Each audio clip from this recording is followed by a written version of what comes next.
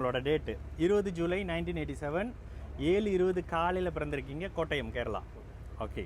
கடக லக்னம் கடக லக்னம், மேஷராசி, கார்த்திகை நட்சத்திரம். ஏன் வந்து உங்கள் ஜாதகம் கேட்டேன்னா, ஜோசியப்படி ஒரு தியரி இருக்குது.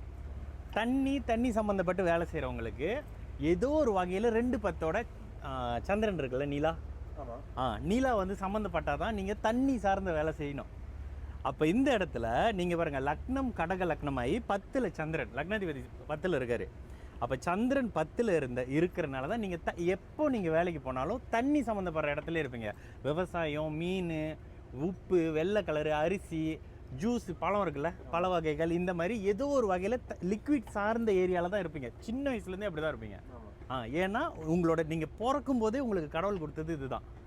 அப்போ இது சம்மந்தப்பட்ட இடத்துல தான் சம்பாதிக்க முடியும். ஒரு வேலை இன்கேஸ் நீங்கள் அப்படியே இதுக்கு போயிடுறீங்கன்னு வச்சுக்கோங்களேன், வேற ஒரு வேலைக்கு போயிடுறீங்கன்னா அங்கே போய் கஷ்டப்பட்டுட்டு திரும்ப இந்த வேலைக்கே வந்துடுவீங்க. கரெக்ட். ஓகேங்களா? ஏன்னா முதல்ல நர்சிங் படிச்சாங்க. ஓ, நர்சிங் படிச்சிங்க. அங்கே போய் எனக்கு ஒரு ஆக்சிடென்ட் ஆகிடுச்சு. ஓ, நர்சிங்கில் ஆக்சிடென்ட் ஆகிடுச்சு. என்ன அப்போ இங்கே வச்சு ஆக்சிடென்ட் ஆகிடுச்சு. அங்கே போய்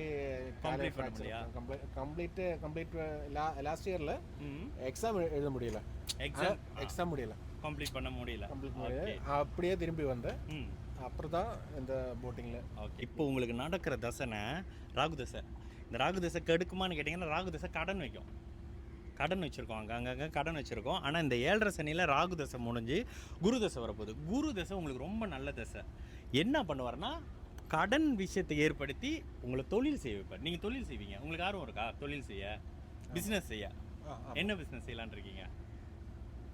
இது ஆக்சுவலி இது போட்டிங் ஒரு பிஸ்னஸ் தான். ஓகே. இதுவும் செஞ்சுக்கிட்டு தான் இருக்கீங்க. ஓகே. அப்போ நான் கொஞ்சம் சின்ன வயசில் இப்படியே இருக்கு. ஸோ இது ஒரு ஆசை இருக்கு.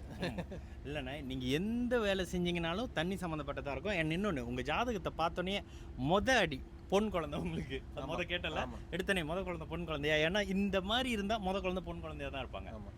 இது உங்கள் ஜாதகத்துலேயும் இருக்கும், ஒய்ஃப் ஜாதகத்துலேயும் இருக்கும். இதுதான் ஜோசியத்தோட ஒரு பெஸ்ட்டு. இவ்வளோ நாள் நம்ம பார்த்ததெல்லாம் பூஜை பண்ணுவாங்க, பரிகாரம் பண்ணுவாங்க, காசு பிடுங்குவாங்கல்ல. ஜோசியத்துக்கும் பூஜைக்கும் சம்மந்தமே இல்லை. ஜோசியத்தில் இருக்கிற விஷயம் என்னென்னா, இதில் என்ன இருக்கோ அப்படியே நீங்கள் இருப்பீங்க. இதுதான் ஜோசியத்தோட விஷயம். வந்தோடனே எனக்கு ஒரு எங்கே போனாலும் இந்த டவுட் வந்துடும், இவங்க இந்த வேலை செய்கிறாங்களே, இப்போ கண்டிப்பாக சந்திரன் சுபத்துவமாக இருக்கணும் தான் உங்கள் ஜாதகத்தை போடுறேன். அதே விஷயம் அப்படியே இருக்கு. ஓகேண்ணா, தேங்க்யூண்ணா. ஓகேண்ணா. இதுதான் ஆக்சுவலி பாருங்கள், பூஜை பரிகாரம் இதெல்லாம் தள்ளி வச்சுட்டு இந்த ஜாதகத்தை நான் அட்டாச் பண்ணுறேன்.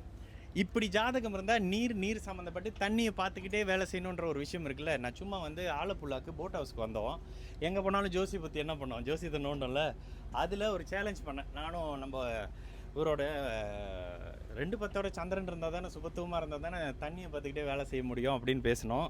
கடக லக்னமாகி 10ல் சந்திரன் குருவோடு சேர்ந்துருக்கிறாரு. இது தாங்க சுபத்துவத்தோட விதி. நல்லா கண்ணு திறந்து பார்த்தீங்கன்னா ஜோதிடம் அழகான ஒரு விதிக்குட்பட்ட அழகான ஒரு விஷயம். விதியை தாண்டியோ மீறியோ வேறு விஷயம். இன்னொன்று சொன்னார்ல, மெடிக்கல் படித்தேன் ஆனால் என்னால் எக்ஸாம் எழுத முடியலன்னு. இதே செவ்வாய் சுபத்துவமாக இருந்திருந்தால் மெடிக்கல் முடிச்சிருப்பார். இவ்வளோ தாங்க டிஃப்ரெண்ட். சரிங்களா? அதாவது கேட்கணுமா உங்கள் ஜாதகத்தில்? அப்படின்னா எனக்கு இந்த சனி திசை எஃபெக்ட் ஆக அப்படின்னா என்ன பண்ணணும்? மீன்ஸ் ஏதாவது பண்ணணுமா? நான் எதுவுமே பண்ணாதீங்க. நீங்கள் எதுவுமே பண்ணி மாற்ற முடியாது. ஏன்னா உங்களோட ஜாதகம் வந்து இந்த ராகு தசை கிட்டத்தட்ட குருவை போல் வேலை செய்யணும். ஆனால் அடுத்து வர குரு தசை தான் உங்களுக்கு பணத்தை கொடுக்கும். சரி. குரு வந்து பணம் கொடுப்பாரு. 2வது பிள்ளைங்களுக்காக பணம் கொடுப்பாரு. இது மைண்டில் வச்சுங்க. உங்கள் குழந்தைங்களுக்காக தான் குரு காசு கொடுப்பாரு. அப்போது நீங்கள் பிஸ்னஸ் பண்ணுறது இதெல்லாம் இந்த குரு. ஆனால் என்ன, கடனால் ஆரம்பிப்பீங்க, அதனால் லாபம் வரும், நல்ல வேலைக்காரங்க வருவாங்க. இந்த மாதிரி ஜாதகம் உங்கள் ஜாதகம். அண்ணா ஒரு 2 வருஷம் சுமாராக இருக்கும். 2027க்கு பிறகு ஒரு மாற்றம் வரும். ஆனால் கடன் வரும். கடன் வந்து மாற்றம் வரும். ஆனால் அந்த கடனால் வளருவீங்க.